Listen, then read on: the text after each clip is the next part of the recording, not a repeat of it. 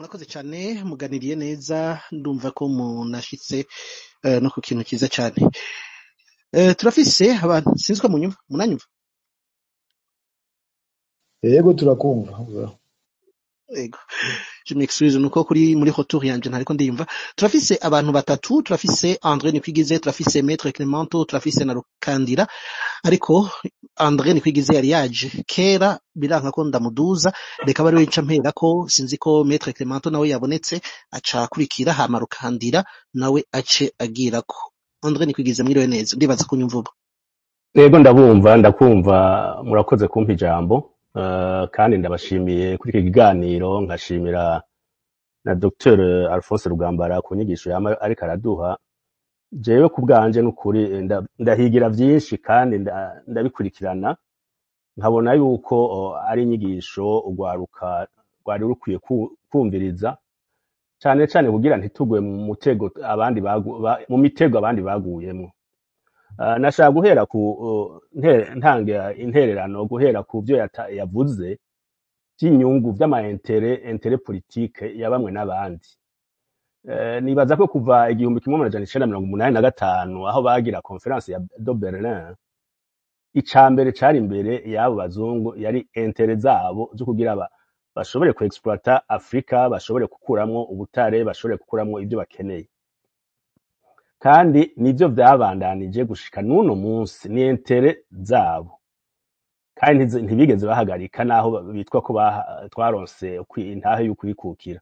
Murabizi baravyigishije kuva ingene bahinduye amantuze structure politique mu bakoroni 1933, bagahindura bakavanamwo bamwe bakarekezamwo abandi, hanyuma gushika no muri naho igihugu kironka independence cane cane biciye mu Rwanda. Mu Rwanda naho nyene barabanza baracamwe imice abantu abanyarwanda, bamwe babashira ku ruhande abandi barabishira ku rundi kugira babandanye bapreserva yama intere yabo. Mwarabonye mu Rwanda ingene vyagenze, barakura abatwara umwami baramukuraho, abatutsi barabirukana, hanyuma abashoboye guhunga barahunga, abatashoboye guhunga barabica, bashiraho intwaro yitwa ko ari y'abahutu. Iyo ntwaro rero naho bavuga ko ari y'abahutu ntiyaraba inyungu z'abahutu, yaraba inyungu z'akagwi gatoyi kari ku butegetsi, gushika naho bagira ibyo bita kazu, haraba kazu, une petite maisonnette y'abategetsi. Byagiye mu Burundi Rwagasore yaragwanye urugamba rukomeye, aragwanira abarundi bose, aragira ati reka tubandanye ubumwe bwacu, turabarundi, ivyo vy'abahutu n'abatutsi tubireke, kuko abami bakurikiranye mu gutwara Burundi nta na rimwe bigeze batandukanya ngo umuhutu n'umututsi. Abarundi bose bari kumwe, bari bafise umwami umwe, bari bafise ururimi rumwe, bari bafise imigenzo imwe. Ivyo rero byarabaye, aragwana, ariko baragira bati uyu rero ni watunaniye, reka tumukureho. Baramwishe. Muribuka yuko barabyigishije nyuma aho umwami apfiriye, bambe aho Rwagasore bamugandaguriye, haci hatangura imigwi ibiri, imigwi ya Casablanca na Moronvia, imwe bayitira abahutu yindi bayitirira abatutsi. Gushika n'uno munsi aho habereye amatora 1993, murabona yabaye amatora ashimikiye ku bwoko, bavuga yuko bariko bagwanira inyungu z'abahutu, ariko s'abahutu bose, nta bahutu bigeze babironkeramwo akoyoko canke ngo batunge kurusha abatutsi, bagowe amwe, ariko akagwi gatoye kari ku butegetsi nibo bahakura inyungu. Havuye Frodebu haja CNDD-FDD, nayo nyene uno munsi ivuga ati twahashitse twashashaye ntituzohava. Nashaka gucishamwo akanecdote ko kuri muri convention de gouvernement, Dr Alphonse arabizi, bariko bashiraho amaguverinema kuri ntibantunganya je pense kuri 1994 na 5 gutyo, kuri ntibantunganya hariho imigambwe ibiri, harimwo umugambwe wo kwa Dr Rugambara nawo nyene na RDC wo kwa Nzeyimana Joseph je pense.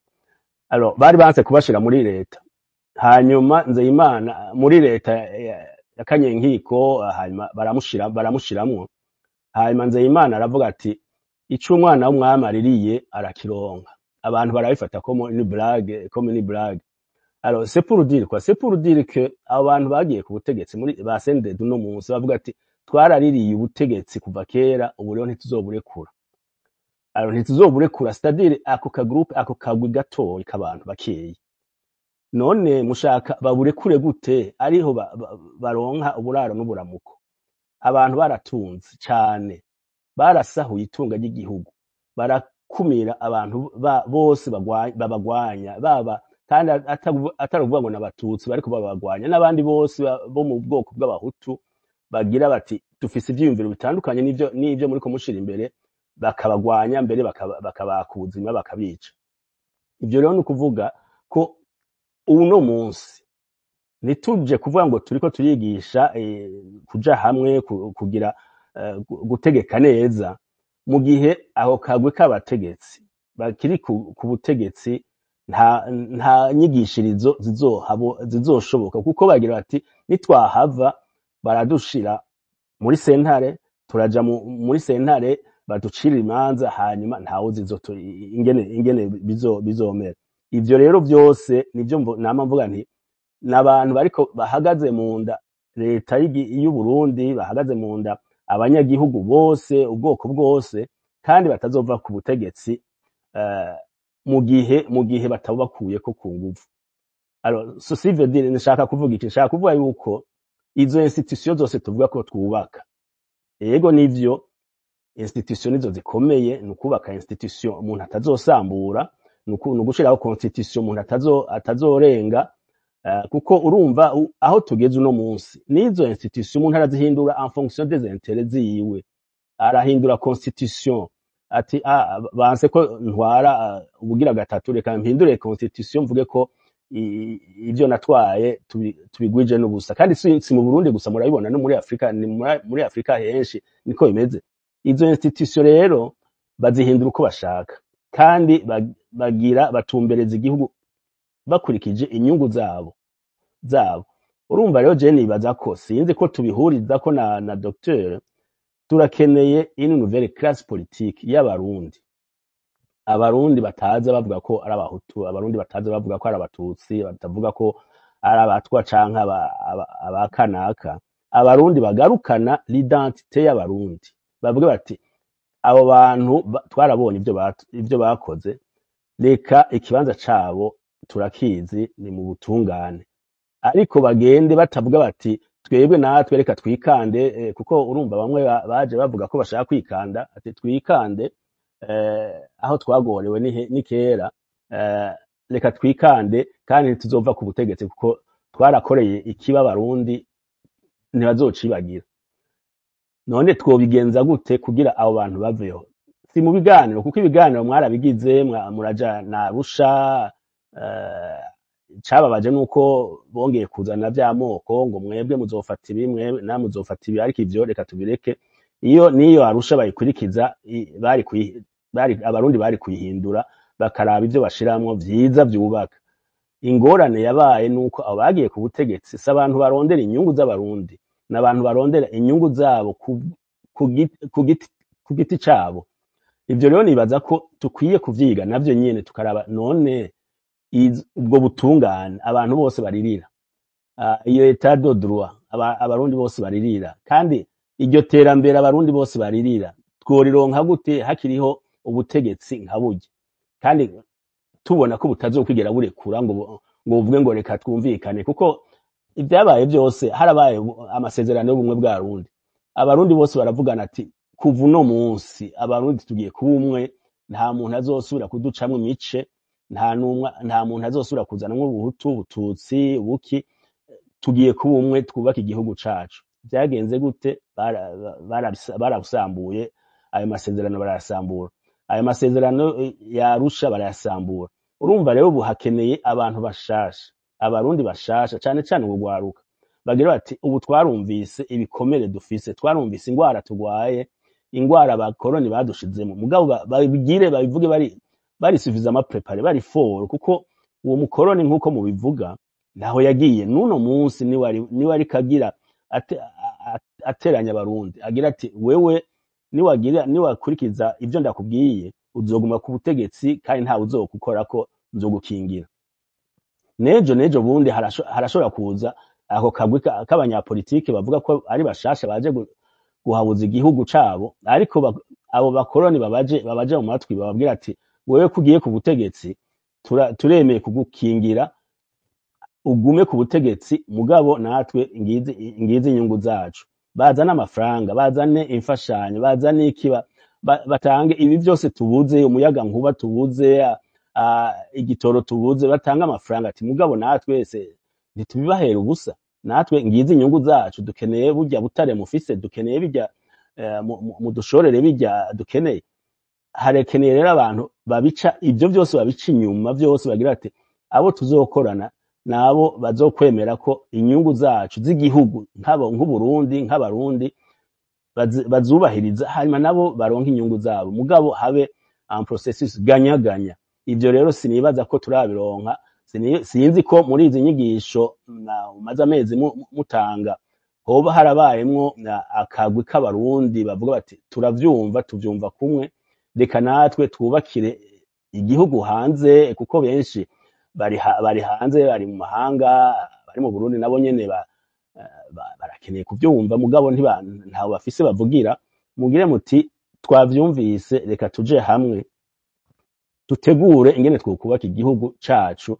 abo banyamahanga baza kutucamwe ibice tubima amatwi kuko niyo processus iri kiraba ubu muri Afrika henshi Dr yabigarutse ko AES niko biriko biramera murabona intambamye naho nyene baronka hari intambamye nyinshi gose ariko bakagerageza ati reka tuzigwanye tugerageze tubumwe tugwanye ubwo bukorona ariko ntivyoroshe ariko abantu bagiye hamwe birashoboka ivyo rero nivyo nagira mvuge nti kumbure izi platform minimale ni nziza ariko mu gihe bariko batwigisha platform reka turabe n'ingene izo platform hoza abarundi bashasha une nouvelle classe un nouveau leadership y'abanyapolitike bagira ati twebwe turashaka kubohoza igihugu cacu kugira dusubire aho Rwagasore yakidusigiye turabe ko tukigarura aho Rwagasore yasize iragi ryiwe turigarure aba ari ryo tugenderako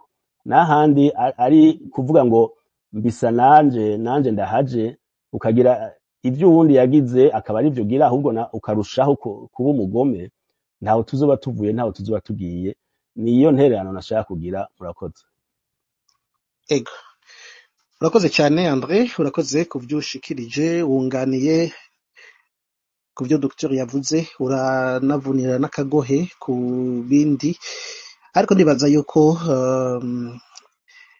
hari umusaruro kuri no akavaziko ano mezi menshi tumaze igihe amezi tumaze turiko turashikiriza akavaziko turamaze kubona umusaruro utari muto kandi namwe ndizera ko munabishima André Nikwigize mwatubaye hafi munatwunganira cyane haba muri ibi no muri biriya ariko akagumye baguma ko reka tugumize ko tunashimira kandi n'umwarimu wacu Dr Alphonse Rugambarara founder wa witorero yarakoze cyane platform nk'izi ziba zikenewe hari ibintu byinshi yaba Frank Espoir nk'umumenyesha makuru kuva 2007 hari byinshi ntarinzi ariko hari byinshi nagiye menyera mu kavaziko ndashima ariko akagumye baguma ko ndibaza ko na docteur azobandanya adufasha kandi namwe André Nikwigize muzobandanya mutuba hafi mwarabonye byinshi muri no appareil politique y'u Burundi hari byinshi muzobandanya mutufasha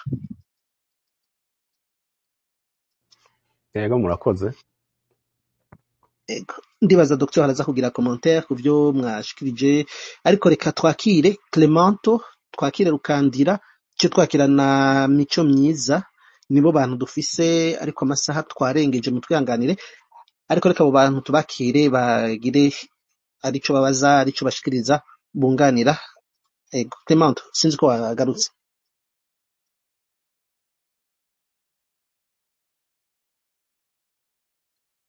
Clemanto ndibaza Clemanto ntaraboneka. Rukandira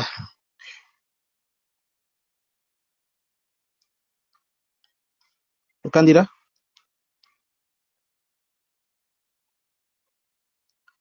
sinzi ko na Rukandira ariko aranyumva kumbure ngira nibaza ko connection zitariko ziragenda neza ariko je ndiko ndiyumva muri Retour. Mico myiza mwiriwe neza. Mwiriwe neza amakuru yanyu. Amakuru ni meza cyane namwe mumeze neza. Ego tumeze neza. Urakoze kumva ijambo. Je sindi umurundi ndi umukongomani Ego nabonye na Mico myiza nabonye orthographe ariko karibu. Ego nkunda abarundi nkunda n'uburundi nkakunda Afurika hoho twagera mu biyaga bigari nkumva ndi iwacu ndi mu Burundi tumengo numva ndi iwacu mu Rwanda muri Kongo n'ahandi. Ndamaze iminsi mbakurikirana kandi nugukenguruka nukuri kuri zinyigisho ziwanyu n'ingirakamaro zirakwiye ibintu birakenewe ibintu by'ica Afurika n'ubujiji nukutamenya kujya ni bakeya bica ibintu bazi ariko abandi benshi bagenda muzo batazi kandi tugize amahigwe tukaronka igitigiri nyamuniniya bakamenya bajya bakeya ubundi babajije itirere baramubaza ngo sindi gute yabashije gukomveka Europe kugira ngo azane ijyangwano aravuga ngo yararebye mu bantu ngo asanga ngo 20% ngo niyo yumva ngafata umwanya wo kumvisha 20% ngo 80 irakwikira.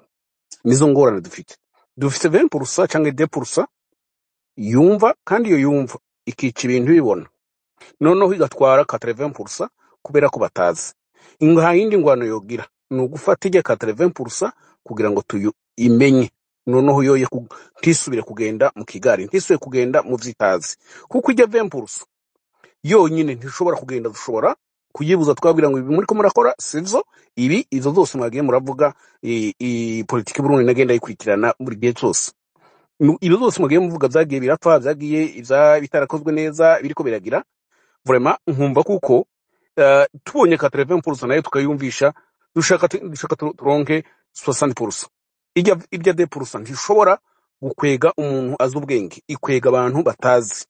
Rero iyo niyo politiki kandi numva ariyo mwakize yo kugira ngo mwumvisha abantu kandi abantu bamaze kumva nico cyage bava muri bijya by'abahutu n'abatutsi ico gihe abantu bose bakagwanira intere y'u Burundi.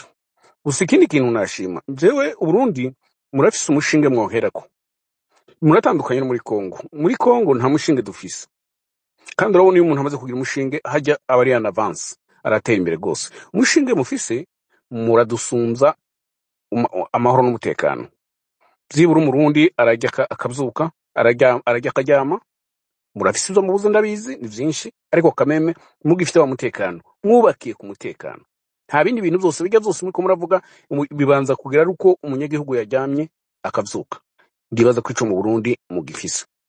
Rero nimba mufise capitale biroroshe kugira ngo mutere imbere twebwe tudafite twe turacyariko turondera capitale turacyariko turondera umushinge muri Kongo tubanze turonka umutekano ntiwabwira umunyagihugu ngo iterambere atajyama ntiwabwira umunyagihugu ngo demokrasi ariko arirukanga ivyo bigire kintu cyambere umunyagihugu arondera cyambere n'umutekano ndibaza ko mwebwe iyo fondation muyifise. Rero no gushimira gusa mukomerezaho kuri uwo mushinge mufise ndibaza ko Burundi kandi buzatera imbere kandi ntugaye ico uri kurakora ndazi ko iki kiganiro mugize ahangaha birafise iterambere sahantu kanda ku buto ngo bice bibuko nyine ni processes kuko muri ko muragira timucika intege timucika ikokora kuko nimwacika inkokora muri ko murabyara abana abo bana ndibaza ko nta muntu adakunda abana biwe kandi nimba turiko turabarondera ico bazojya tutabarondera igihugu ciza bazobiriramwe hacu turiko turakora. Rero dushaka twe dushaje ariko ntiducika intege kuko turategurira abana bacu intuzi nta wundi murage uruta ubundi ni ukuzabasigira igihugu gitekanye c'ubumwe n'amahoro. Murakoze.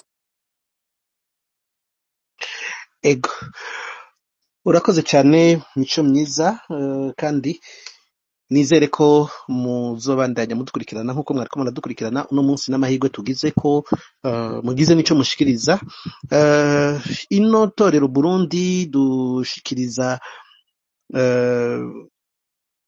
uko ibintu vyogenda twabanje mu kahise mu nyuma uno munsi tugeze kuri solution ni solution n'ubundi dukeneye haba muri Congo haba mu Burundi haba muri kano karere ka East Africa canke akarere k'ibiyaga bigari canke akarere k'ibiyaga bigari ego reka kumbure turaza kumviriza umwigisha wacu Dr Alphonse Rugambarara niwe yatanguje zino nyigisho z'akavaziko inyigisho zigaruka ku kahise k'u Burundi byagenze neza bitagenze neza muri politike y'u Burundi kera hama tukagaruka turondera ukuri n'inyishu zotuma abarundi haba abarundi bato abanyagihugu bato politike abategetsi kugira turabe ko twosubira tukaba bamwe nkuko kera mu ntwaro ya cami byari bimeze ego sinzi ko Clemente yashoboye kugaruka ariko ataraboneka Clemente tubona Clemente ataragaruka ariko Docteur sinzi kuri hafi ndibaza ko twoca tunasozera n'ikiganiro sinzi ko nibyo Mico Myiza yashikirije mwabyumvise kuko hoto sinako ndayumva nanje neza ariko Clemente ndabona ungiriye signe sinzi kuri hafi ne para mwego yerekanye ko atari ego Docteur umwanya n'uwanyu ndibaza ko tunatozera ariko ndabona umengo ndafise umwe ego ndafise umwe ari anatante reka ndabe aravunagura nirukandira inge numve Rukandira avunagure hama Docteur muce mubwira ko Rukandira ona yamanutse ego yari yamanutse ariko ndamubonye ansabye kuduga Rukandira ego mwiriwe neza ego mwiriwe twari twakubuze reka tuce tubwira ko ahubwo ucu navunagura ego Rukandira karibu cyane ego sorry byari byangoye gatoyi nasanze yaciye izima bo ahanini jewe kwari kugira ngo nshime cyane nshime nkuko nawe wari wabivuze ati burya intambwe turiko turayitera nuko nyene wemba twoshimira itorero akazi yagiye akora nubwo rimwe na rimwe hari aho usanga abantu ntibashobora kumvira rimwe hariho abaza barumva buke buke bakaza baraza nyuma muga nanje nagomba kugaruka cyane ahantu kumbure ngira ngo n'umwarimu yoba yaranyigishije yarazi yuko bingora kumva muga ndatinda nkumva hariho ikintu nguma mbona yuko kigora cyane abantu kugira bashobora gutahura bashobora no gutandukanya ibintu n'ibindi burya iyo turiko turavuga nk'uku Uburundi dushaka na plateforme politique minimale ikenewe ivuye ko dushobora kumva n'ingene dutandukanya musanzwe hariho amaterme amwe atugora gutandukanya biratugora gutandukanya le pays la nation canke na leta ahanini tugiye kuraba ibihugu vyo turabifise turabona uko bicafye na micombero yatubwiye yuko nabo nyene barafise Congo yacafye mugabo hariho n'amareta novuga agenda arakurikirana iyi leta ikaza kumbure nkuko ntuze yahoze bivuga Andre leta yose iraza ikishiriraho na constitution taille sur mesure mugabo ikintu gikomeye cyane ibihugu vyose bikomera vyubakirako ni ya esprit de la nation l'esprit de la nation leta naho zohinduka n'abafaransa barava kuri republika ya mbere ya kabiri ya gatanu bageze ku ya gatanu mugabo la nation uko dushobora kuyidefinisa aha ngasubira ngakangurira wari wese yumviriza kugira ashobore no gutandukanya n'ibindi nuko twogerageza gutandukanya les objectifs uko la nation iba yubatse naho ishaka kuja siko leta ije yadutse uyu munsi canke yashizweho nande si kwiza ifise objectif zihuye niyo nation. Aha rero ngaca ngaruka kuri ca kindi nyamukuru nama mvuga nti burya ahantu mu kurondera solution zose dushobora kurondera, abantu bose abanyafrika bose bariko bararondera amasolution y'ibihugu vyabo, nuko turavuga ngo twararonse independance z'ibihugu vyacu, mugabo ntiturabona independance mentale. Turacari muri bwa buja bw'abakoroni, ubuja bw'ubukoroni budutuma twama twumva yuko umukoroni niwe aza kongorera ati erega gira gutya wewe umengo nta burenganzira ufise bwo kwiyumvira, wongera unavuge uti nshaka igihugu kimeze gutya. Ibi twabigeze ko ifa kuraba aho uko twabigiyemwo d'abord muri iyo colonisation ije ikura ama institution forte yose yari ahari par la force du canon, irayakura, hanyuma haca haduzwa ba bandi babaja bashaka kwama bari ku mavi bakomera amashi wa mukoroni. N'uyu munsi rero hakiri uwo mukoroni yariko arakwega akagozi kumwe, sinzi ko mwengira mwabibonye, hariho igihe usanga nk'abana basa n'abakurikirana bagwana ukabona umwe arusha inguvu uwundi, ugasanga hari uwufasha ati yagukubise ati ehe ndamufashe nawe no mukubite. Urumva rero abakoroni kenshi baracakoresha iyo metode yuko bashobora gufata uyu babona yuko yari mukuri kugira ngo barekure wa wundi akigendera ku mavi ngo abe ari we aja hejuru. Naha rero hacagaruka ya notion yuko turafise ibihugu, turafise n'amanasyo yacu, mugabo bakaturemeka des etats zitari zacu, zidahuye n'ivyifuzo vyacu, zidahuye nuko dushaka gutwagwa. Kubera iki?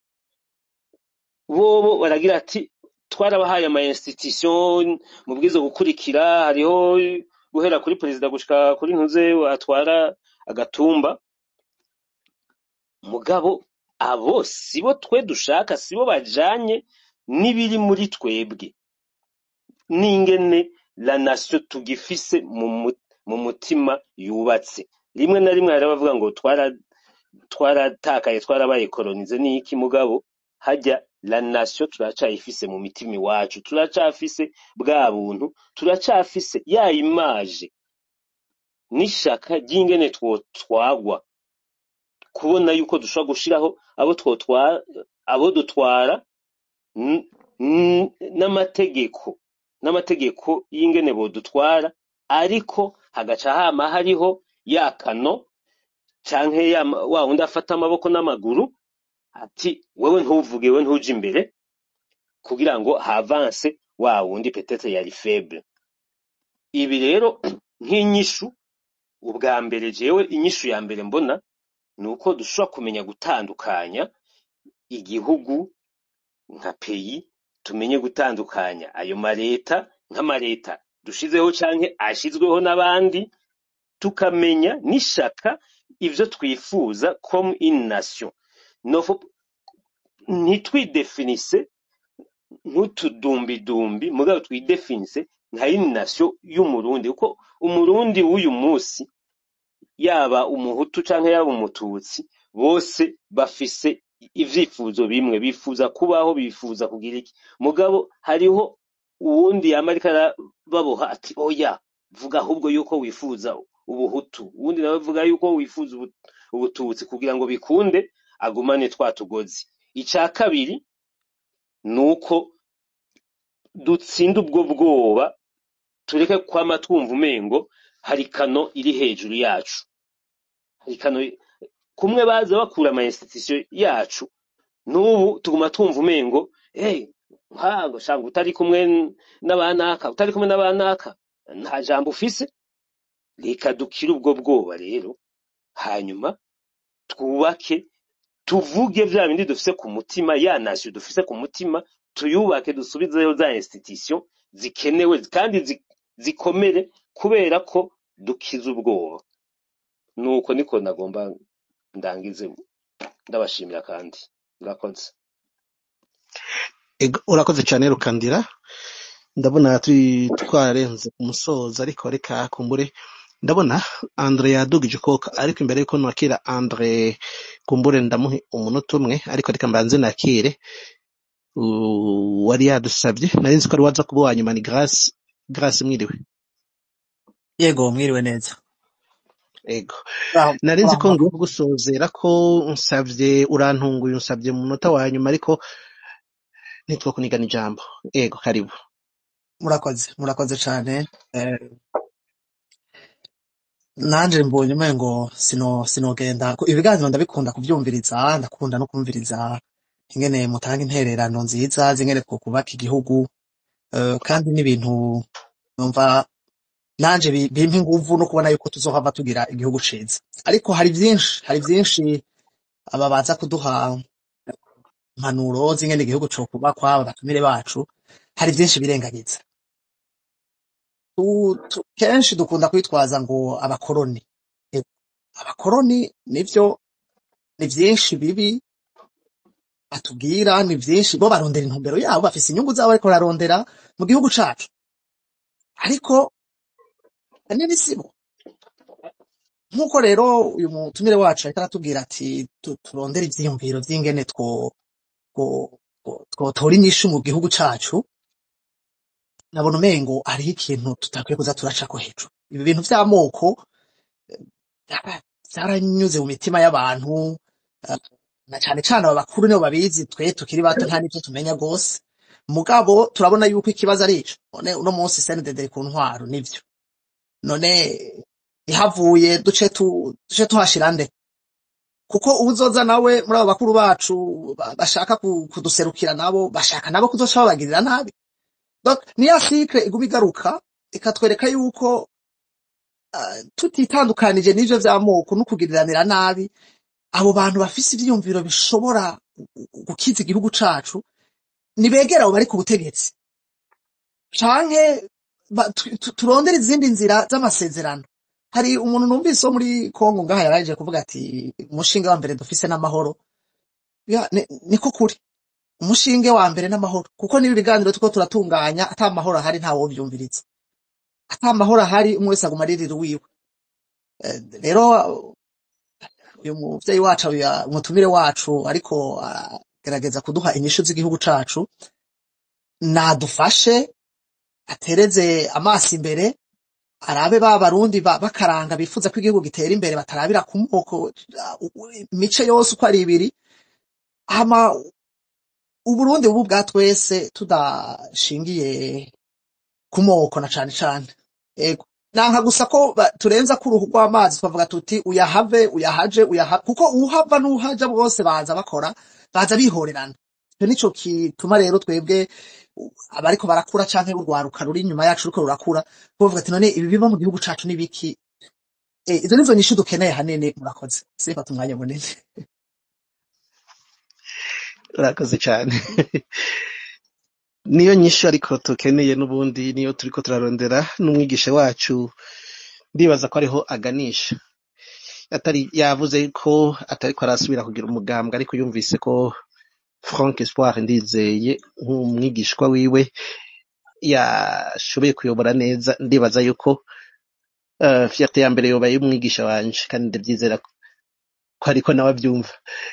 Imbere yuko tumwakira adusozereza n'ikiganiro cyacu, umwigisha wacu Rugambarara, reka Andre Nikwigize ndabona yadugije ukuboko, ndamuha umunota umwe kuko yari yavuze kare, ariko reka dusozere kuri we. Andre. Urakoze Frank, murambabarira kuba nadugije ukuboko. Nashaka kugaruka ku kintu gitoyi, nashaka ko kumbure mu gusozera Dr. Yoduha ku muco, sinzi ko ari umuco canke kudufasha kumva, kuko aho tugeze uno munsi Uburundi aho bugeze burakeneye ico no kwita abakiza, abakiza Uburundi. sinovuga ko ari iyindi independence ariko ni nkayo. Turakeneye iyindi independence, ukundi kwikukira. Umuntu rero akagira ati none aho abarundi bageze, ubukene barimwo, ubwoba barimwo, abarundi sinzi barahunze igihugu, abandi bavungiye mu mabohero, abandi ntibagifise naho bavugira. None murabona inyishu, kumbure bizoba mu kiganiro kizokurikira, inyishu niyiha abo bantu bose tworonka iyo ntari kwikukira ya kabiri ryari bivuye hehe? Bivuye mu biganiro, bivuye muri politiki, bivuye byoboneka gute? Nako kantu nashaka ko kumbure mu asozera ko yogerageza akagira ico abitubwiye ko. Murakoze. Urakoze cyane Andre Nikwigize, nshimira n'abafashe amajambo. Nibaza ko Dr yagiye aranota ama intervention y'abantu bose batandukanye. Dr tugiye gusozera, ariko imbere yo kutugirira na conclusion urabanza ugaruke ku cyo buri muntu wese yagiye aravuga. Dr. Yego, urakoze cyane Frank. Nagira ubwa mbere nshimire abashikirije ibyiyumviro byo kunganira. Avuga Andre Nikwigize mu byatumbereje ubwa mbere, yigeze no kubaza ati ntazi ko twaba turi kumwe ku bijyanye na classe politique. Absolument, nous sommes à 100% d'accord. Turakeneye une nouvelle classe politique, une nouvelle génération politique yotahura ko abarundi bakeneye une véritable révolution. Kuko iya mbere yarabaye avorté, iyo Rwagasore yari yashize imbere yarabaye avorté kubera la trahison y'abanyepolitike. N'abandi bavyishe, n'abanyepolitike b'abarundi bonyene bavyononye. Rero ndamushimira rwose ku ntumbero yazanye, yabisiguye, yanyunganiye bikwiye. Mico myiza yaduhaye impanuro, nawe nyene ndamushimira. Yavuze ngo ni umunyekongo ariko avuga ikirundi neza. Sinzi ko abarundi ngaha muri turi kumwe muba muzi yuko hariho communauté y'abarundi b'abanyekongo. Irahari, nabyo byoduha ikigwa kuri byabaye muri 1885 n'ibiriko biraba ubu muri Kongo, n'ibiriko biraba n'iwacu, ariko koko yadushikiriza ibintu byiza. Mugabo novuga nti ashiremo akaniwanse kamwe, amahoro i Burundi yoba hari n'amahoro y'igikenye. Vuga mu gifaransa la paix des armes, tant pis pouvoir militaire yashizweho cyane cyane muri 2015, abifuza yuko constitution ya respecte birukanywe. Nta gihugu coba mu mahoro hakiri impunzi, nta gihugu coba mu mahoro ata burenganzira bw'abantu by'ukuri buhari. Rero nicyo gituma tugira ibi biganiro, kugira ngo nabo nyene batahure ko tugishobora kwiyumvira iby'igihugu, kandi twifuza igihugu nyaco, atari ukuvuga ngo turiko turagwanya aba n'aba. Oya, ni ivyiyumviro twifuza ko vyoja imbere, bigafasha igihugu. Hari ivyo yavuze ku bijanye no kutamenya no kutimenya, nukuri niyo ntango y'ubukiriro. Umaze kwitahura, umaze kwimenya, aho uramenya niyo wavuye niyo ugana. Cyo gituma mu Gifaransa bavuga ati l'ignorance est déjà en soi une catastrophe. L'ignorance de soi-même, de ses racines, est une malédiction. Twebwe rero turi abanyafrika en général, twabaye maudits kuko l'ignorance de soi, c'est ça le plus grand problème. Au-delà même de l'ignorance, hari aho twigaya.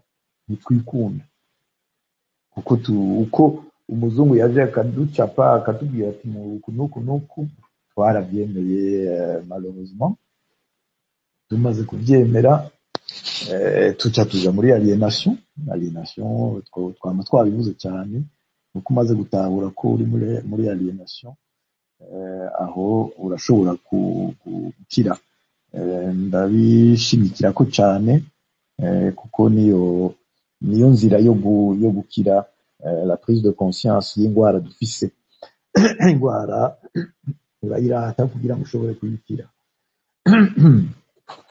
na Rukandira yatwunganiye nawe nyine ndamushimira ko ibyo yavuze ko birumvikana nitube abarundi koko turwanira uburundi turwanira abarundi ntitubarwanye yego nuko bari nuko hariho akandi kantu ushobora kongera ko ku bijyanye n'izi ngwano turimo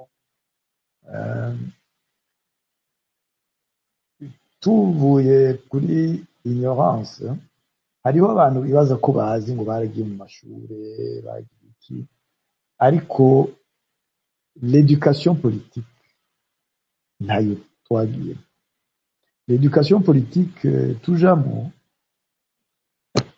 yaba mu marepublika nka yose twabonye hari icyo nise mu byo nigisha imbere les nominations de salon ushaka kuronka ikibanza w'igiti ugenda kuramutsa inshuti yawe ugende muri salo yiwe akumenye ukiri no muri secondaire yaduti ejo ninaronka diplome yawe azoca njira kuri decret les nominations de salon zaramyeho n'ubu ziracyariho niba kunoma kuko ufise experience muri ibi n'ibi nuko wagiye kurutiza nyine mu masalo ibyo nita les nominations de salon ugashyiraho abantu batari mûr politiquement ni nacyo gituma igihugu kitigera gitera imbere Grace nawe yabuze ubwa nyuma sinzi ko yari yakurikiye ibyo twashikirije mbere inyishu zarimo kuri ibyo by'amoko twabivuze bikwiye kuko justement l'aliénation identitaire bimwe ibyo by'amoko n'ibya ethnie n'ibindi kugira ngo rero tubivemo faut gutahura aho iyo aliénation yatanguriye iyo idéologie d'exclusion et de génocide aho yatanguriye niho womenya inzira yo kubivamo urashobora kurwanya umugenosideri mugabo utagwanije ivyiyumviro vyiwe utabona ivyo vyiyumvira ibyo ari byo yangwara izogaruka n'akazi rero gategerezwa kwama gakorwa kuko tuba twatahuye iyo byavuye abana abuzukuru baze bamenye yuko icyo kintu ari kirazira ikanamprente terme Maxime yashyize imbere kandi navuze ko ndabishima ariko ntituze tugume gusa gupointa le doigt ku abo twita les génocidaires ku nabo nyine abandi babita les génocidaires mvuga abahutiza n'abatutsi babita n'abagénocidaires turakwiye kuva muri ibyo byo kuvuga les gens tuvuge les idées zatumye ibi byose biba niho twobitorera inyishu nakujya ko muganga arondera virus ntaza kugwanya arashobora guha umuti wo gufufaza la fièvre mais la fièvre siyo ingwara y'ukuri yagiye kugwanya aza kugwanya icyatumye fièvre iza icyatumye ubabara mu mutwe n'ikihe icyatumye rero génocide abaho n'ikihe nico rero dutegerezwa kurondera tukakirandurana n'imizi tukigisha yuko atacosubira kuba André ati véritable libération Oui, oui, absolument, mais twavuze révolution mu Burundi kandi twavuze yuko tuzobisigura mu kiganiro tuzokonsaka kuri Rwagasore a été trahi.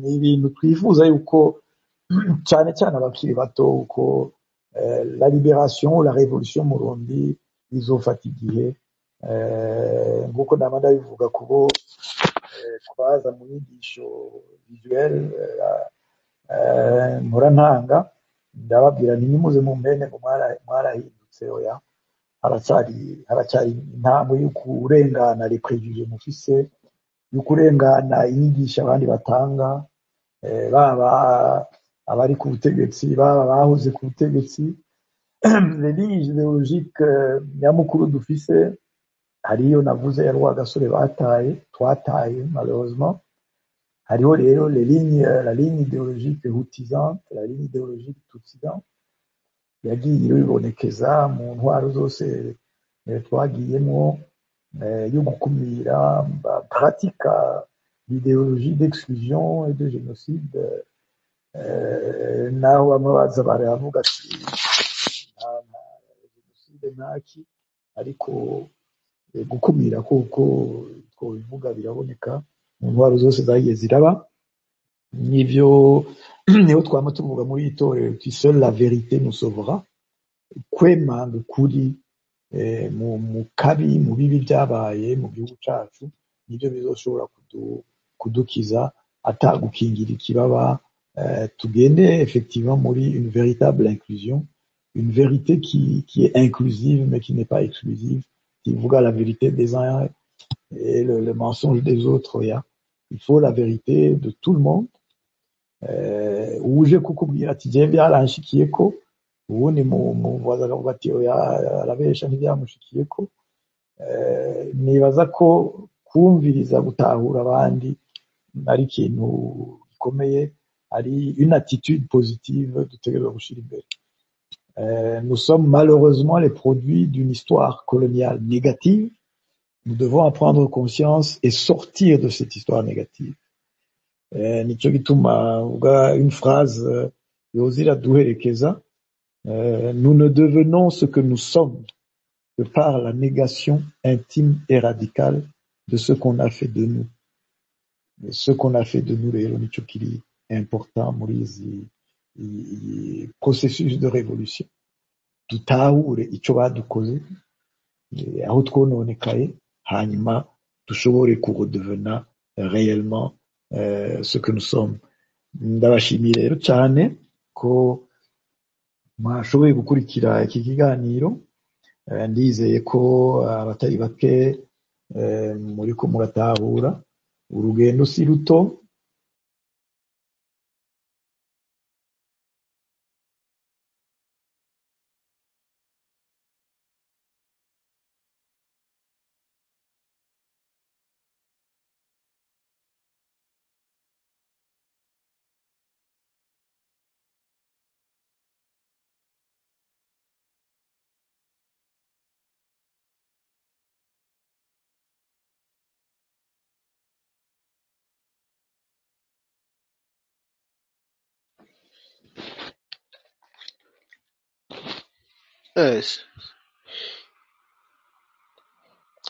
sinzi reka turabe kiki ko ari hafi Dr ndabona aragarutse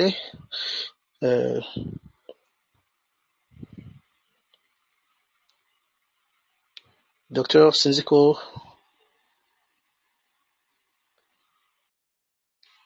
oui ndakumva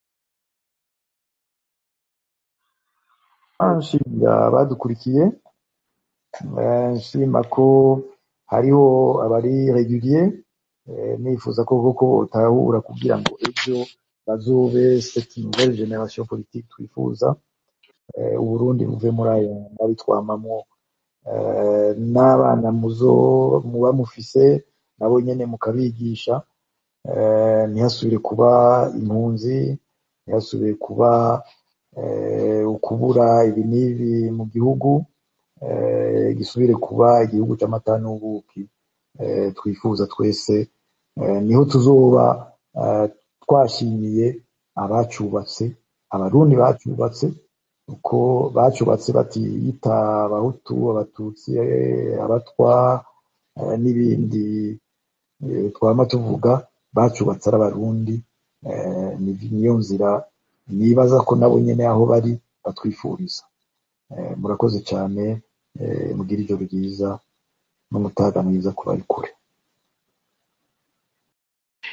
Ego cyane, urakoze Docteur, murakoze ku vyigwa muduhaye uno munsi. Twakuyemo byinshi cyane kuva sujet muyitangura ku munsi w'Imana uheze gushika uno munsi. Ariko hari ikintu Rukandira yavuze, hari ibintu byinshi kare nabibonye muri groupe sanzwe ndimwo imwe, ni groupe y'ugwaruka rw'abarundi, ugwaruka mpuzamakungu rw'abarundi, ni MIJEB. Bari bagize akantu akavideo ko hariho ibintu bigoye gutahura entre nation, pays et état. Rukandira yabicishijemwo, nibaze ko hari igihe muzocishamwo mukabitwigisha. Ariko kandi itariki 18 z'ukwicenda sinzi ko muzoboneka kugira mu dushikirize nk'uko mwabicishijemwo mu biganiro vyaheze mwaratugiriye victoire ya Iprona. Ndibaza ko muzoshobora kuba hafi, kandi nibaza ko Kiki ashoboye kuza, ashoboye kuduga, yotugirira iyo rappel ya victoire ya Iprona ko kumbure ku munsi wa kane le 18 dushobora kuyicisha ko azoba ari ku wa kane je pense. Ego ariko ndibaza ko Docteur en tant que itorero mushobora kugira ico muzodushikiriza kuri victoire ya Iprona ku le 18 z'ukwicenda. Ego urakoze, na kare nari nabivuze gatoyi ko kuri le 18 nifuza ko hari icoba même kuri space, kuko nifuza gusubira kugaruka kuri la révolution Murundi, uko Rwagasore yayishikirije, nosora nifashije, kandi nasavye abafise paroles écrites du Prince Louis Rwagasore, igitabo ko bosoma le chapitre 15 ou la communication 15 ariyo yanditswe kuri la révolution Murundi, bamenye icyo Rwagasore yashaka n'intumbero ziwe, tuze tuyage mufise le document, kandi dushobora kwechange neza kuri iyo document. Et le 18 septembre, c'est même plus que la victoire de l'Iprona, c'est la victoire du peuple Murundi pour sa première révolution contre la colonisation, contre l'ethnisation et contre la dépendance économique. La seule raison d'être d'une lutte politique, c'est la lutte économique, l'indépendance économique. Ivyo nivyo yashikirije iyo myaka yose, ariko murabona yuko iyo ngwano tutarayifata mu minwe koko ngo tubone ko ari na yacu. Rero hari byinshi byo kuvuga, dufatiye kuri ayo majambo ya Rwagasore, nifuza ko twoyaga le 18 septembre. Ikindi nari nibagiye gatoyi nuko noba akarorero, ikiganiro s'ubwa mbere ndagikora, ngabo hari waduciriye ku mayange atubwira ingene le parti qui est au pouvoir aujourd'hui identifie l'ennemi. Kuri we l'ennemi ni ubwa mbere ni Mujeri. Yari yavuze Mujeri, ni ukuvuga n'abiforubeka mu biyago bagira n'abatutsi wabahima, niyo mwasi wa mbere. Uwa kabiri ni Bipinga, ni ukuvuga dufashe nka kuva 2015 et même avant, Bipinga bagiye babikura, Barajabu n'abandi, hanyuma haza les frondeurs, etc. Hari rero abatigeze baja muri CNDD-FDD cyangwa badashaka kujamwo, ni Intumva, Injavi, n'amajambo muhora mwumva. Ahandi rero hakaza abakani rero n'agahebuza, ni abahemu, ceux qui ont trahi, etc. Urumva yuko umugambi wari wose uratiba ugashira imbere l'identification de l'ennemi.